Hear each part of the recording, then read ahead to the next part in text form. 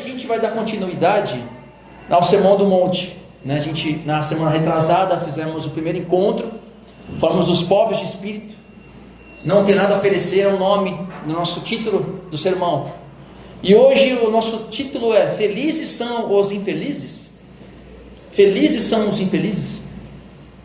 Então, semana retrasada, a gente começou sobre o Sermão do Monte, que representa o manifesto do rei, as condições dos súditos desse reino, a constituição de Deus perante aqueles que são cristãos, não para se tornar um, mas quem são os cristãos deste reino.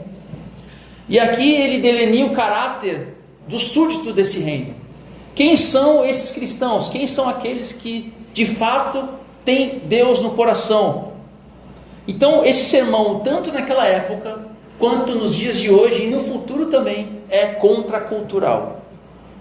Porque ele se opõe totalmente aos padrões do mundo secular. Quer seja o mundo pagão, romano daquela época, quer seja o mundo secular de hoje. E principalmente quanto à religiosidade vazia. A gente viu na semana passada, semana retrasada, que Jesus ele não se associa com a ideia da religião vazia dos fariseus, e nem tampouco a visão de mundo do pagão. Então Jesus ele não se associa nem a esse lado, nem a do outro. E o cristão ele está no meio disso.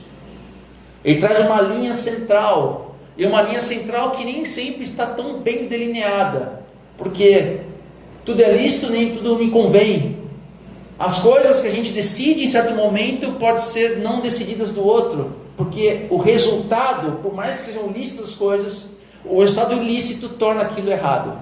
Então Jesus traz um ponto totalmente diferente, porque os fariseus tinham aquela noção de que basta as condições externas, eu atingir uma santidade e pureza externa, que eu posso atender à vontade de Deus, e assim, quem sabe, novo Israel, grande Israel, o Messias terreno, o Messias poderoso político, fará de novo Israel ser grande. Então os fariseus, eles traziam para a sua realidade do dia comum, rituais de purificação que eram exigidos somente para o sacerdote no templo. Então imagina vocês, rituais de pureza, que eram rituais do sacerdote para ministrar no templo. O fariseu, que não está no templo, o fariseu é da sinagoga, ele traz para o dia a dia, na vida comum, sinais de pureza. E a gente vai ver isso um pouco hoje. Então, nessa mensagem que a gente falou, passada, a gente vai ver que o Sermão do Monte, principalmente a primeira parte do Sermão do Monte, são degraus aonde um segue o outro. Não tem como você pular etapas da bem-aventurança do Senhor. Então, a primeira etapa que a gente viu é a consciência da pobreza espiritual, que é a condição inicial, a condição indispensável, que é o primeiro degrau para a vida do reino. Porque ser pobre em espírito é o reconhecimento total da sua falência perante Deus.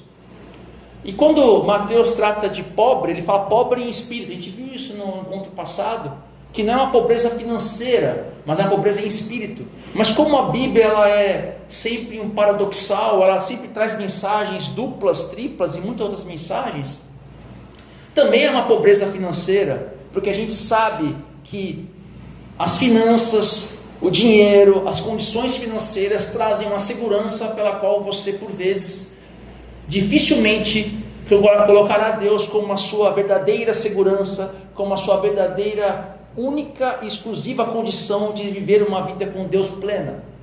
Então ele fala assim, que muitas vezes na Escritura, da pobreza financeira, porque quando você é pobre, onde não tem nenhum tipo de estrutura, onde faça você chegar a um certo ponto, onde não tem mais recurso, o último recurso é Jesus, é Cristo, é Deus. Mas a gente viu também semana passada, retrasada, que muitos pobres também são mais arrogantes quanto um rico, porque às vezes ele não tem dinheiro, mas a sua ganância em ter dinheiro faz tão mal, tão pecaminoso quanto um rico. Então a gente viu essa primeira etapa, que essa falência total é dizer que nada tem perante Deus, exclui, se opõe totalmente à arrogância, se opõe totalmente ao mérito próprio. É admitir, eu sou um mendigo espiritual, nada em minhas mãos eu trago. E a gente fez aquela associação bem interessante sobre o fardo leve de Cristo. Venham até mim, o meu fardo é leve. Porque o fardo dele é leve. Você não tem como se aproximar de Cristo carregando coisas contigo. Porque por mais que você queira caminhar assim, quem já leu o livro do Peregrino de John Bunyan, um livro sensacional, é um dos livros mais vendidos na história. Ele mostra o peregrino que ele está nesse caminho com Deus, de encontrar Deus, e ele leva sempre um fardo consigo. E esse fardo ele só consegue soltar automaticamente quando ele tem um encontro com Jesus.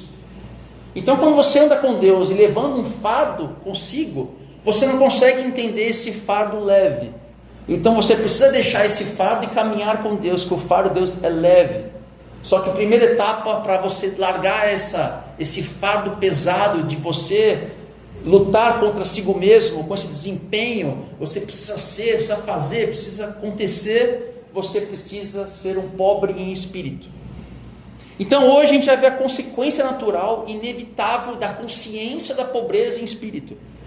Porque quem reconhece a sua miséria espiritual, qual é a consequência de quando você se aproxima de um Deus santo, onde você não tem mais nada a oferecer, onde você nada e tudo depende de Deus? Qual é a consequência natural disso? É o choro do arrependimento.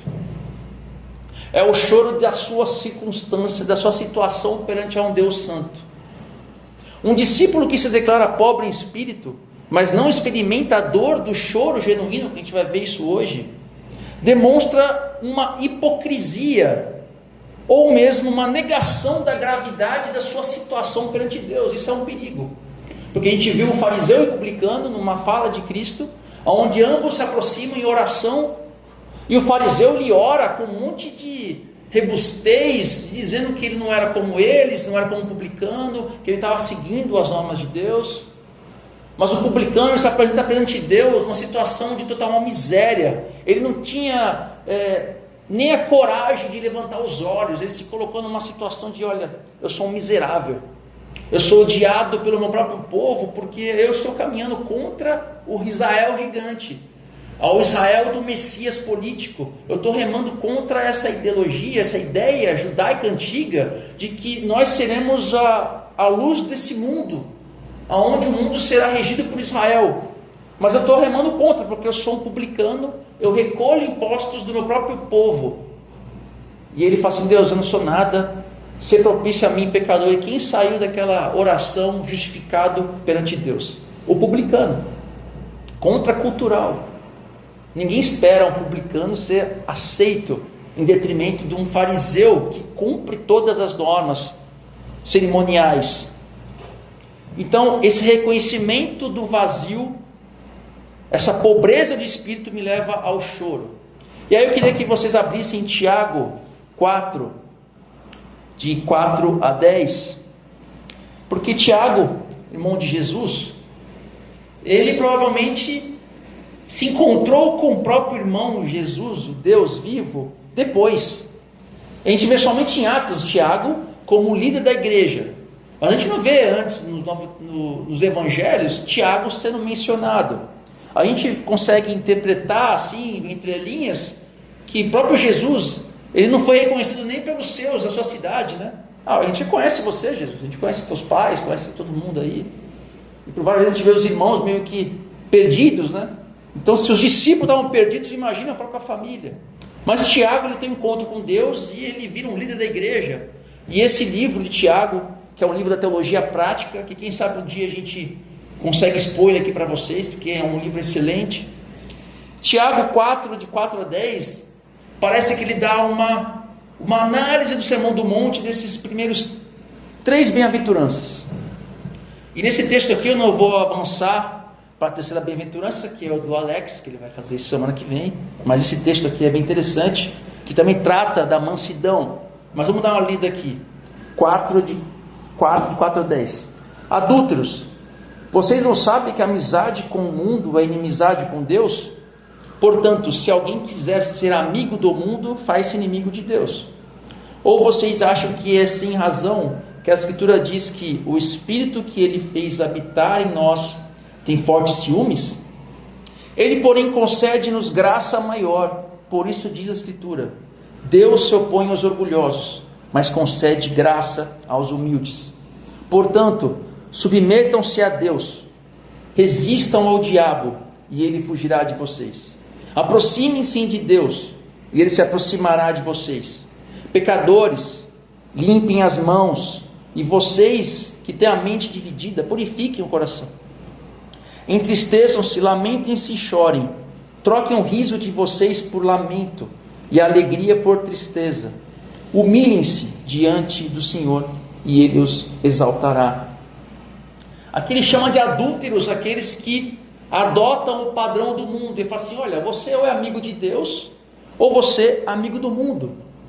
Então, a maneira como se comportar perante o mundo, coisas que as pessoas desejam, coisas que as pessoas esperam, anseiam e sonham, as levam a se comportar como elas se comportam.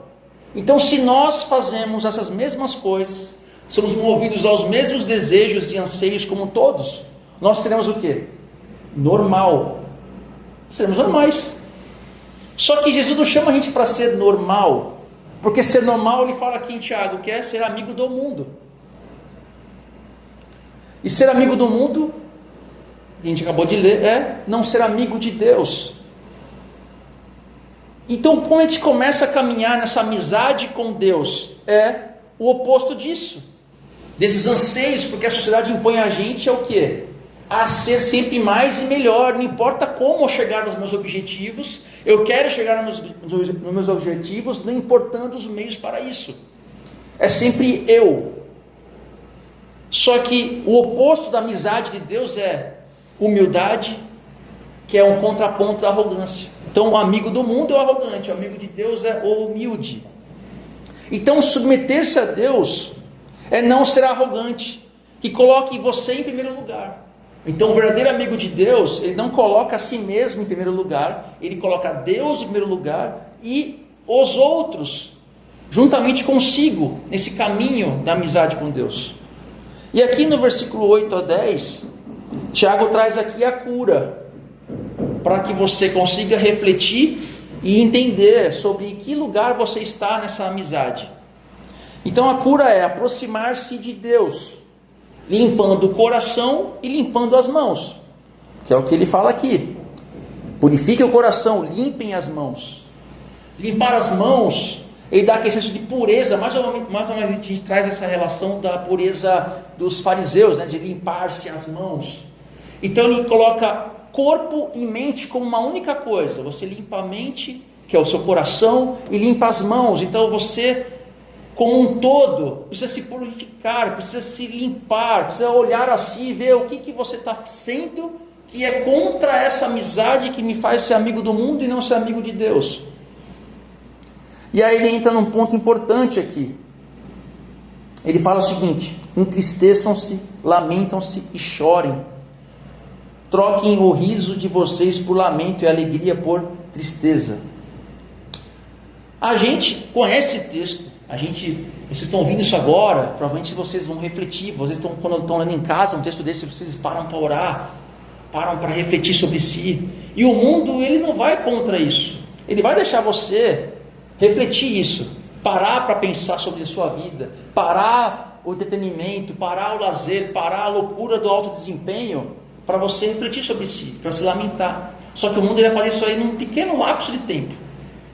Ele vai fazer que você acredite que você se lamenta. Então, se você perguntar para qualquer um de nós, ou amigos nossos que são cristãos, fala assim: não, eu me lamento, eu reflito, eu penso sobre mim. Então o mundo vai fazer acreditar que você faz isso. Mas não é verdade, porque é sempre um pouco de lamento com muito entretenimento. Até rimou.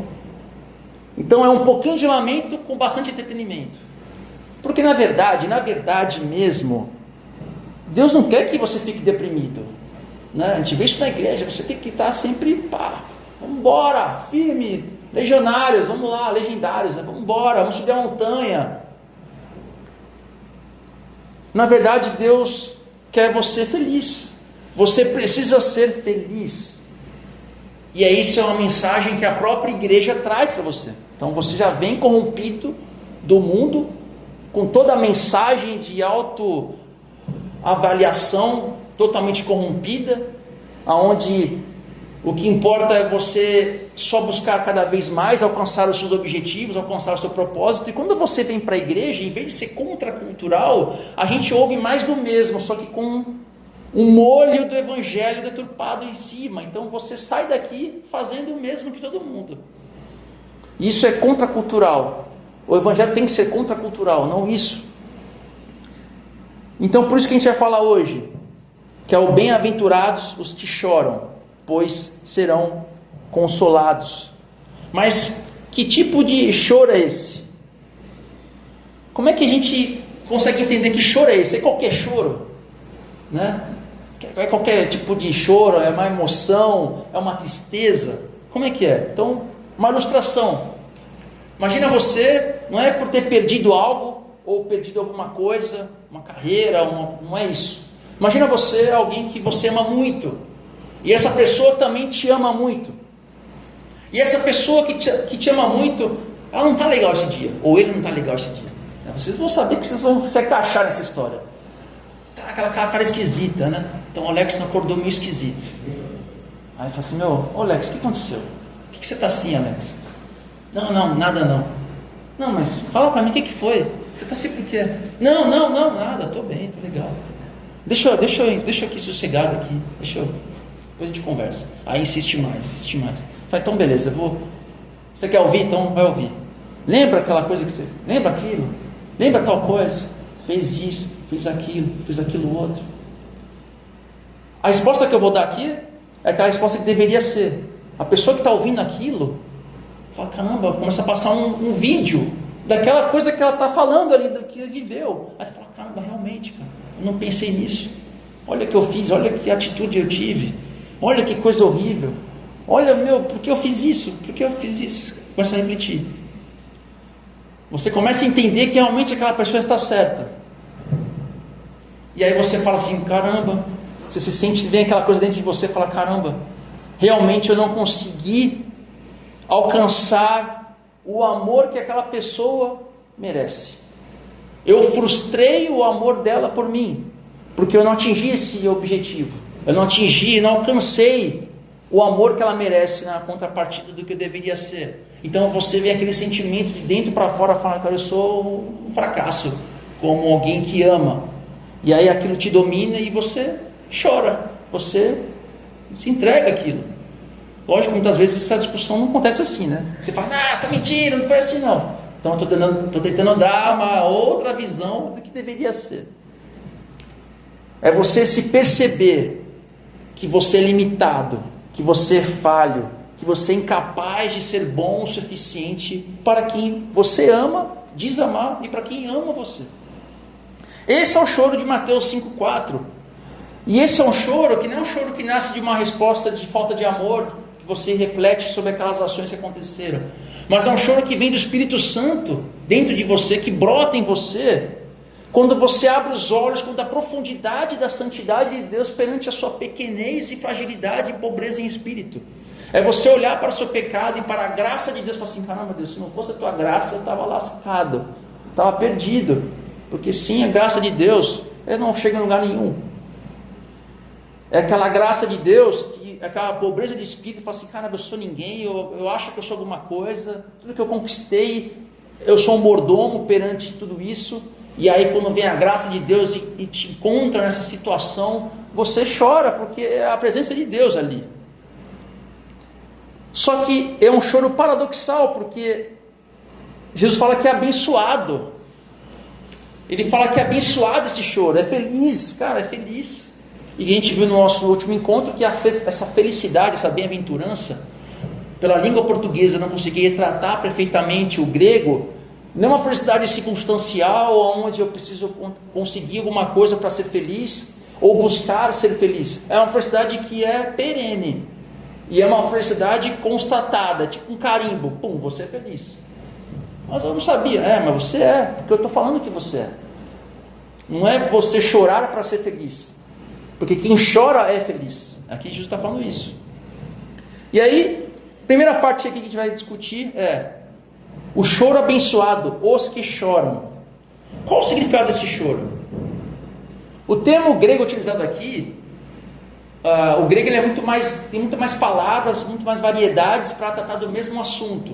Então, no português, choro é choro, e choro é para tudo. Você chora para qualquer coisa, é tudo a mesma palavra. Mas no grego, esse choro aqui é uma palavra para designar um choro de luto, de perder alguém que você ama muito. É como se morresse alguém e você morresse um pouco junto. Imagina uma pessoa que você ama demais, que morre ou que já morreu, e você tem aquele sentimento, caramba, morreu um pedaço de mim que nunca mais vai ser igual. Esse é o choro. É um choro de uma perda, de um luto absurdo. É um lamento profundo que toma conta de você, que você não controla. É alguém que te olha assim e fala, Renato, você está mal hoje, hein, cara? Você não está bem. Porque esse lamento, esse choro, essa dor, essa agonia, ela te transforma, que você, até sua fisionomia é outra. Você não é o mesmo.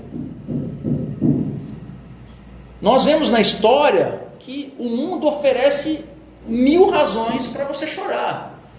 Cara, é perdas, é dores, é injustiça, é frustração, é atrás de frustração, né? Eu não quero ser o descoaching aqui, que, né, dá tristeza e frustração. Mas lembra você aqui, ó, Eclesiastes 7. Abre Eclesiastes 7, 2.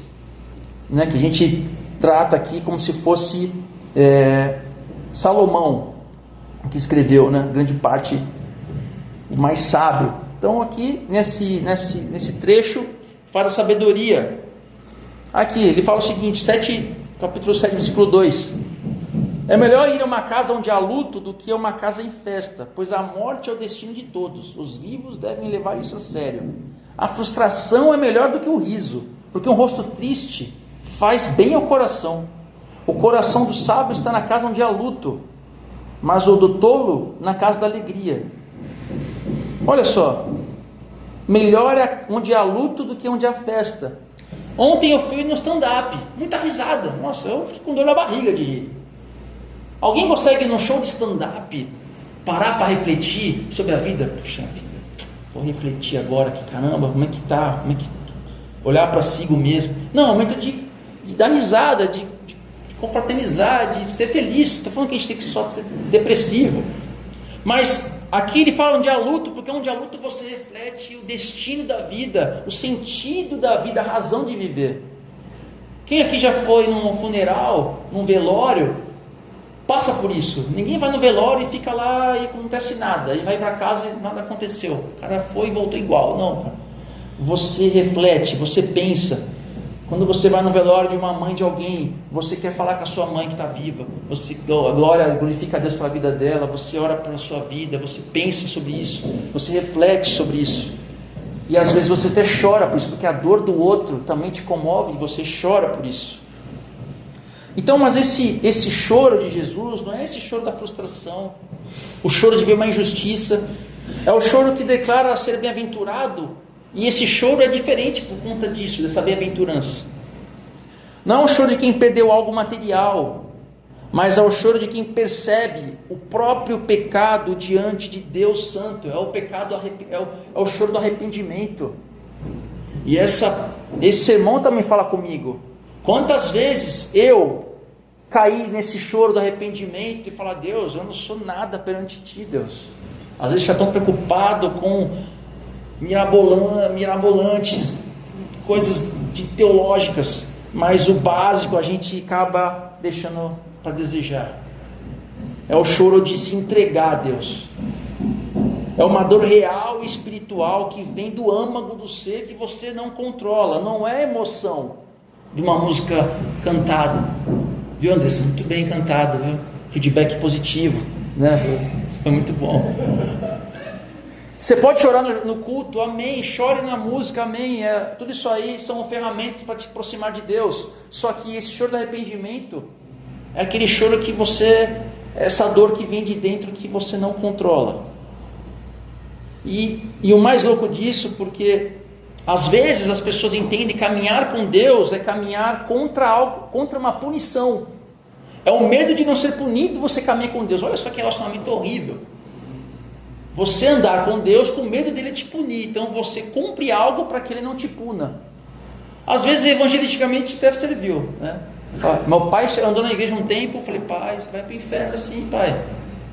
Imagina todo mundo no céu e o senhor sozinho no inferno, vai ser terrível para o senhor. Eu sabia que eu estava falando tudo errado, mas aquilo tocou o coração dele, ele foi por medo. Mas isso não dura muito, porque precisa ser tocado por Deus.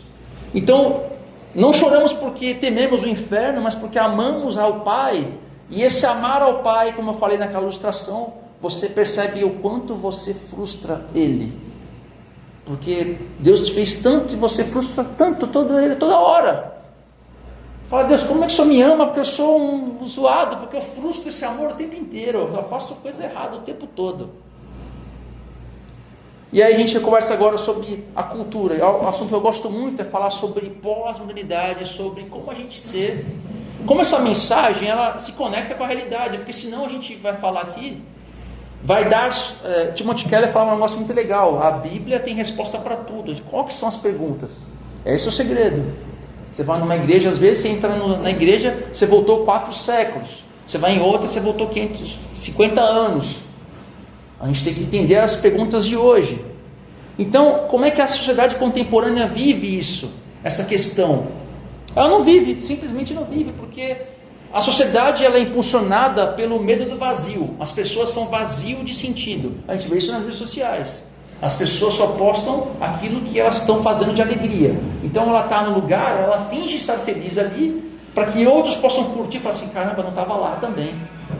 Caramba, eu sou um zoado. E ontem o stand-up ele falou um pouco disso também.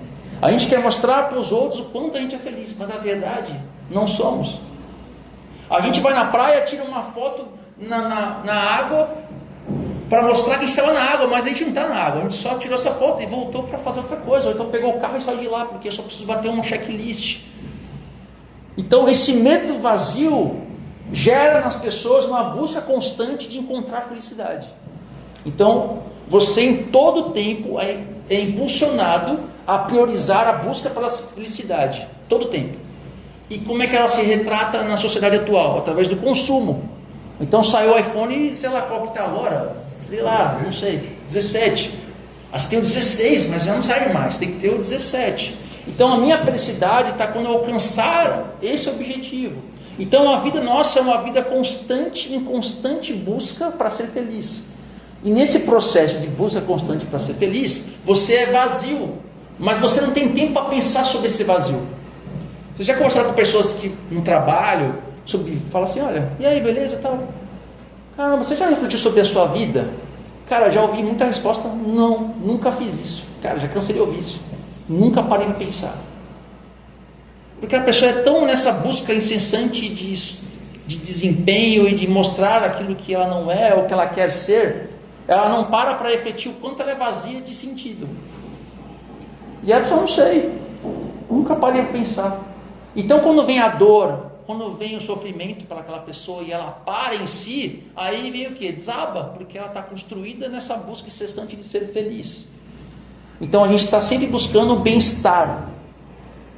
E aí com essa busca de bem-estar, a gente é incentivado a evitar qualquer coisa que me faça sentir dor. Você é feito para não ter dor, meu. Tá doendo, tá errado. Você é feito para não manifestar culpa e nem ter dor. Então você é apático. É uma sociedade anestesiada. O mundo grita, seja tão feliz quanto possível.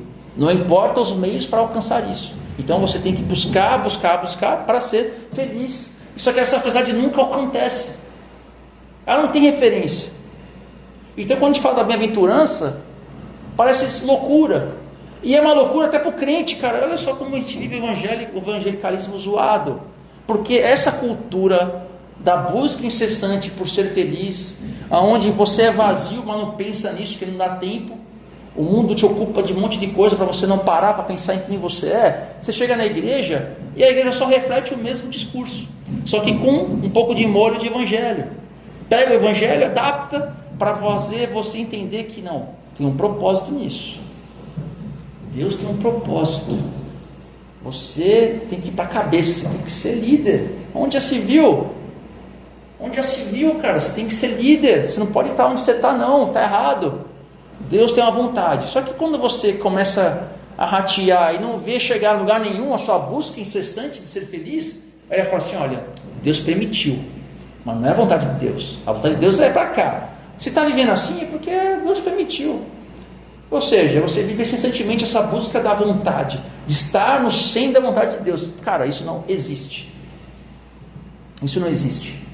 Então, o triunfalismo cristão adentra a igreja com o mesmo discurso de: você precisa buscar sentido, está dentro de você, Jesus está em você, bora, vamos lá. Cara, isso não é evangelho. Você sai daqui igual lá fora. Então, a igreja, em vez de ser esse lugar contracultural, ela também anestesia mais ainda o crente. Então, o crente está na vida comum, ele é anestesiado. Chega aqui, em vez de te dar uma adrenalina em você, te deu mais anestesia. Você sai daqui mais anestesiado ainda. Então você vive nessa busca sem sentido. A igreja é um lugar de entretenimento, um clubismo religioso, onde ninguém sente dor e ninguém reflete a sua própria dor e a dor dos outros. Então ninguém se conhece, ninguém se abre e vivemos igual a todo mundo. A gente não tem a necessidade de chorar. Só que o Sermão do Monte, ele oferece uma contra-resposta sobre isso. O Evangelho confronta essa cultura anestesiada que celebra essas coisas.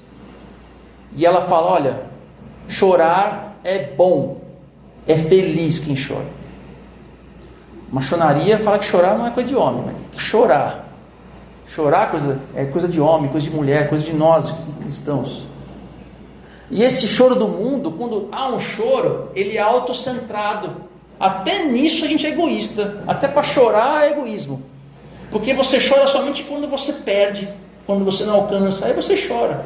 Você não está pouco se lixando no choro que é movido pela dor alheia, ou pela dor de não fazer aquilo que Deus espera que você fizesse. Isso é a dor real. O mundo lamenta o que perde, o discípulo lamenta o que é. Então você chora pela essência, não pela perda ou por não conseguir algo. Você chora simplesmente porque você é aquilo. E essa geração, por conta dessa busca incessante de sentido, onde nega o seu próprio vazio, ela diz o seguinte: olha, todo mundo faz isso. Fala para você: olha, por que você não faz isso? Todo mundo faz isso. Como a igreja é mais do mesmo, mais um lugar de anestesia, você já começa a endurecer o seu coração e a fazer o mesmo com todo mundo. Você se mistura a todo mundo, você faz mais do mesmo. Só que a contracultura do Sermão do Monte nos leva a negar isso, a negar essa apatia que me faz não refletir sobre o meu próprio vazio e a fazer como todo mundo as coisas. Ela fala o seguinte: cara, você tem que sentir a dor da distância de Deus e clamar por misericórdia. Quem faz isso? Então o choro do reino é o sinal de uma alma alcançada, tocada pela graça, que já não consegue mais conviver com o pecado, apesar de você ser sempre pecador. Por mais que você queira arrancar de você, está sempre grudando de volta. É o choro de Pedro, que negou o mestre e chora amargamente. Ele chorou amargamente nesse encontro com Jesus. Quando ele bateu o olho em Jesus, ele já... Foi igual a conversa do casal. Ele já viu a imagem dele. Falou: não, que eu não vou negar, eu estarei com você. Quando ele vê Jesus, Jesus só olha para ele, ele já cai em pranto, porque fala assim: caramba, eu falhei. É o choro de quem diz: Senhor, eu não ando bem contigo. Senhor, eu estou bem devagar, estou cambaleando contigo. E esse choro, assim como toda a Escritura, a Escritura é maravilhoso, porque um texto oriental, ele tem sempre sentidos opostos, mais do que dois sentidos, para determinado assunto. E esse choro aqui, ele tanto é vertical como um choro horizontal, porque a intensidade desse luto, desse choro interno, é abençoada em dois eixos. É um choro vertical em relacionamento a Deus, e um choro horizontal em relação ao mundo. É um choro vertical quanto ao meu pecado, que mancha o meu relacionamento com Deus, e é o choro da consequência do meu pecado e do pecado do mundo na realidade. Porque, cara, a gente não é um monte de ermitão que quer ficar num monte lá, só lá, vou subir um monte, e fica todo mundo lá, chorando e tal, vivendo um evangelicalismo individual. Porque nós vivemos num mundo caído, E a dor e a maldade alcança a gente. Quem aqui nunca passou uma maldade, uma frustração, ou uma consequência de uma coisa que ela não teve culpa, ou mesmo a própria dor da perda, e que ninguém tem resposta para dar para você? Não vai vir um cara lá, Renato, Jesus é bom. Você está com um negócio terrível acontecendo. Tem fé, Jesus é bom. Isso tem um sentido. Deus tem o melhor para a sua vida. Aí você vem com aquele texto base, querendo te fazer um monte de coisa. Cara, você não tem autoridade para decidir o que vai ser melhor para a sua vida. Por mais que boa vontade eu tenha de falar para você coisas legais, mas quem sou eu para te prometer que vai ser melhor? Mas depois pode ser ainda pior, meu. Não é isso que me faz caminhar com Deus. Então esse choro vertical pelo pecado é no âmbito do relacionamento com Deus, é a dor do próprio pecado e da consequência dele. Cara, o pecado, ele tem uma consequência que às vezes atinge pessoas inocentes, cara, e essa é uma dor que está na sua conta também, tem que te fazer sofrer. A gente já tem no nosso coração, e Paulo fala isso em Romanos, que nós sabemos as verdades inata, porque a gente saiu no DNA ali carimbado, o que agrada a Deus e o que não agrada. Tanto é que o mais bobinho de nós aqui, o mais idiota de nós aqui, consegue ver de longe um cara que se arrependeu de mentira. A gente conhece umas figuras assim. Você vê o cara falando, me arrependo, papá. Aí você fala, meu, isso aí não está real. Não foi do âmago. Está mais remorso, está mais pela própria figura do que pela realidade do que ele cometeu. Você consegue decidir nisso. Você entende isso. E essa é a mesma coisa. A dor do pecado é consequência dele a Deus. E aí vem no segundo aspecto, é o choro horizontal da condição do mundo e a consequência do pecado no mundo, na realidade. Esse crente louco que quer viver, passando a vida, quero viver logo, morrer logo porque eu quero ir para o céu, isso é loucura, não é evangelicalismo. Existe uma realidade que Deus quer restaurar, que nós somos o instrumento dela nesse mundo corrompido. Então, a criação somente será renovada por meio dos seus instrumentos, que somos nós, pequenos cristos nesse mundo. Então, o nome da realidade humana não há como chorar pelo pecado sem chorar pela consequência dele no mundo. Então, esse choro estende ao choro da miséria. Hoje, a gente está no Instagram, está na TV, a gente vê uma reportagem falando sobre pets, sobre panda. A próxima postagem é: morreu 20 pessoas num terremoto. A próxima postagem, olha, abriu um restaurante novo. Você já perde o senso da dor, porque notícias entre mortes bizarras, coisas horríveis, junto com um panda, junto com abrir um restaurante, e você vai colocando aquilo como, isso vai te cauterizando, que você não sente mais a dor do mundo. É mais um que morreu, é mais os crentes que pegou fogo lá, mais uma igreja que caiu, mais isso que aconteceu, você já não dá atenção mais a isso já não te dói mais, não te dói mais. E eu estou inserido nisso aqui também, às vezes me cauteriza a dor alheia, e a gente quer trazer justificativas para isso, ou então a gente passa batido mesmo, não fala nada, e bora para a próxima notícia. Somos bombardeados com informações. A morte e a dor virou um mero número, uma mera informação, aonde não nos faz doer mais. Então, o choro autêntico, que nos leva a ver a condição do mundo, é você olhar o mundo, ver toda essa desgraça acontecendo e falar: caramba, são ovelhas sem pastor. Como nós, como instrumentos de Deus, que vamos aqui domingo fazer esse culto aqui, estende a mão e ora, o que a gente pode fazer para estender a mão do mundo? A gente é em poucos, mas a gente pode fazer alguma coisa, não para afagar o nosso ego, porque isso também pode acontecer. Quando a gente faz o bem, a gente está, em vez de afagando a nós mesmos, fazendo para a gente, mas como consequência da dor do mundo, eu chorar com a dor alheia e fazer algo para que diminua essa dor. Isso é um choro real, é um choro que pega todos os nossos sentidos, é um choro totalmente conectado com a compaixão e misericórdia. Não é o choro da perda por mera perda, não é autocentrado. E aí vem na segunda parte, o consolo do rei, pois serão consolados. Serão consolados. A promessa de Jesus utiliza o verbo no futuro, indicando que o consolo é uma ação soberana de Deus. Ele é o único que consola perfeitamente. Nós somos instrumento de consolo, mas a gente não consegue consolar alguém perfeitamente, somente Deus. E esse esforço humano de consolar, ele é limitado. Toda ação humana tem uma limitação. A gente pode fazer algo, a gente pode utilizar outras ferramentas de consolo, autoajuda, pode utilizar, não há problema nenhum nisso. Mas o verdadeiro consolo é através do Espírito Santo, através da palavra de Deus, através de Deus, através dos seus filhos, que são os cristãos nesse mundo. Somente assim tem o verdadeiro consolo. Apesar de ser um consolo futuro, ele é um consolo presente, porque nós temos a Escritura. Lembra a Bíblia? É que hoje parece que as pessoas não querem ler mais a Bíblia, ela lê só versículos isolados. Mas o real consolo é a Escritura, porque lá tem promessas de verdadeira bênção do consolo real de Deus. E qual que é a maior promessa? Quando a gente vê a promessa futura, onde o novo céu e nova terra será feita, onde não haverá mais choro, ninguém mais saberá o que é choro. O que é choro? Não sei. Caramba, não sei o que é chorar. Falaram que existia lágrima.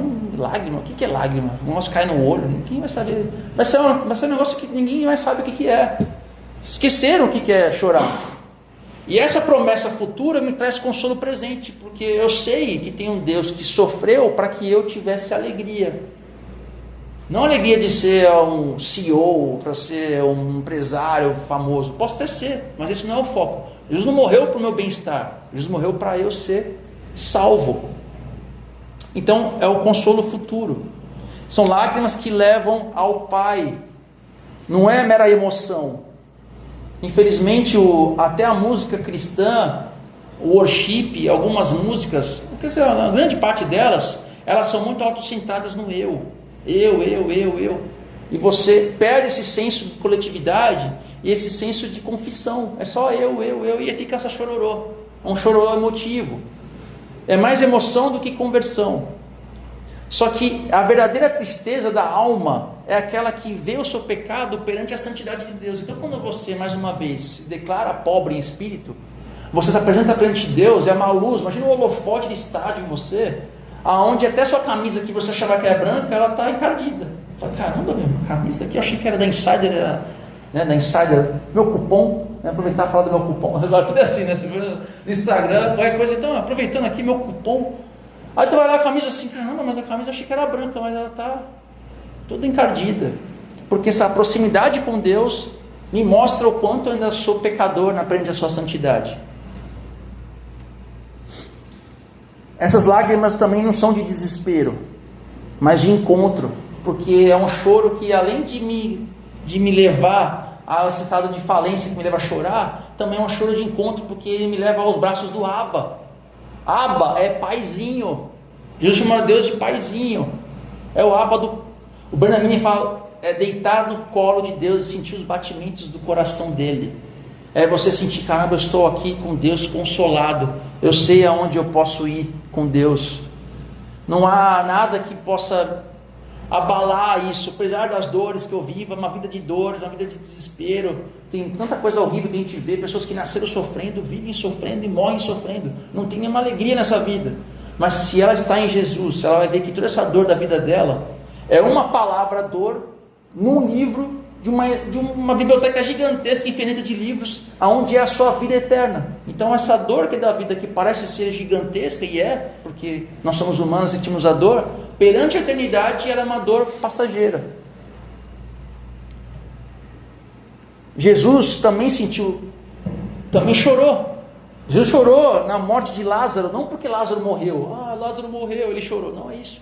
Ele chorou porque ele viu que a morte é um erro nessa realidade. Não era para ninguém morrer, mas ele viu a morte e isso fez ele chorar, porque a morte de Lázaro é um final de algo que não era feito para ser assim. O projeto não era esse. E quando também Jesus chorou outra vez, foi quando ele chegou em Jerusalém, ele viu a cidade e chorou. Ele não chorou porque Jerusalém era mó bonita antes, olha, tá feiona, quando eu queria aqui era mó bonito. Não é isso. Ele está chorando assim, que a incredulidade do povo. Ele chorou porque ele sabia o que ia acontecer. E aí eu trago a aplicação, já encerrando. O choro do arrependimento é o sinal de vida espiritual. A ausência dele, por outro lado, é um alerta da anestesia da alma. Se você não tem esse encontro com Deus que te faz chorar Talvez você esteja anestesiado. E aí tem 3 aplicações finais para isso, para a nossa vida. Primeiro, perigo do coração calejado por pecado. Vivemos em um tempo de endurecimento. Estamos endurecidos espiritualmente. A cultura e a natureza humana já conspiram para que nós endureçamos, para que nós tornamos apáticos. E aqui a gente tem que ser diferente. A gente já não chora mais nem pelo nosso pecado e muito menos pelo outro. Se a gente não está chorando pelo nosso, ainda mais pela consequência do pecado no mundo, pela condição do mundo. E o pior, às vezes a gente dá risada, a gente aplaude isso. Às vezes a gente utiliza a própria Bíblia para comprovar o endurecimento do mundo, pregando o Evangelho, né? Com outros aí pregando a morte de presidentes, utilizando salmos imprecatórios e coisas bizarras, enquanto a gente teria que fazer diferente. O caminho do Evangelho não é esse. Por isso precisamos refletir constantemente quanto às motivações do coração. O que te motiva? Pois mesmo dentro da igreja, podemos estar longe de Deus. O diabo, ele não quer só ficar possuindo as pessoas para elas virem na igreja e ser entrevistadas pelo pastor. Quem está aí dentro? Acontece? Acontece. Mas o diabo, ele é astuto, ele não é burro. Ele quer você na igreja, cara. Ele quer fazer com que você ache que você é crente. Ele quer isso. Ele quer deixar você numa distância tão perto de Deus que você não é de Deus, mas você acha que é. Ele quer fazer isso, deixar você pertinho assim, estou quase, mas não é, mas você não sabe. Você vive uma religião nominal, do clubismo religioso. Você tem um cartãozinho aqui da Portuários da Rocha, os portuários, eu sou um portuário, eu tenho aqui na Ogmon, da igreja, sou estivador da rocha, e acha que já era, está aqui, tá bom, beleza. Não. Para o discípulo de Cristo, vigilância constante. Não podemos deixar que o pecado se normalize. Não deixe se normalizar, não se conforme ao mundo. Paulo fala isso em Romanos lá também. 2. A proximidade da santidade de Cristo revela a nossa miséria. O Evangelho exige uma distinção radical entre os tipos de tristeza, nesse versículo. Quem realmente anda com Cristo percebe que quanto mais perto da luz, mais você percebe o quanto você está longe dele, o quanto você está entristecendo ele através de quem você é. Você vê a sua sujeira do pecado, e isso deve te levar às lágrimas, porque é como eu falei no início, você está frustrando quem te ama. Então não é um mero choro de dizer que tem pecado que te paralisa, não, é um choro que te faz caminhar mais e mais com Deus. É o choro que vai te libertar, porque você vê o quanto está longe dele. E por último, a vida cristã é um paradoxo, porque ela é cheia de alegrias, mas cheia de tristeza também. Aí estou descoaching. A vida cristã também não tem promessa boa não, é paulada também, não vai ser fácil, é cheia de dor. Mas é ter tudo com Cristo, mas ao mesmo tempo dizer que não tem nada. É ao mesmo tempo ter tudo com Cristo e reconhecer que sem Ele também não tem nada. É justamente esse reconhecimento de que tem Cristo e tem tudo, mas não tem nada. É a verdadeira felicidade prometida na bem-aventurança. Então, por isso que a vida no reino não é felizes os infelizes. A gente está sendo chamado para ser um monte de crente carrancudo, e aquela cara horrível, né? O crente chegando, não é isso. Mas sim, é feliz os quebrantados. O choro do arrependimento é o início da verdadeira caminhada com Deus. Então essas lágrimas não podem ser de fraqueza, de paralisia, de apatia, mas elas são um sinal de que, Deus, eu estou querendo caminhar contigo mais. Bem-aventurados os que choram, porque serão consolados. Felizes são os que choram diante da graça, porque encontram o consolo do Abba. Que o Espírito Santo nos leve a essa consciência profunda, que choremos não de desespero, mas de arrependimento, e que experimentemos o consolo eterno daquele que nos chama de filhos. Vamos orar.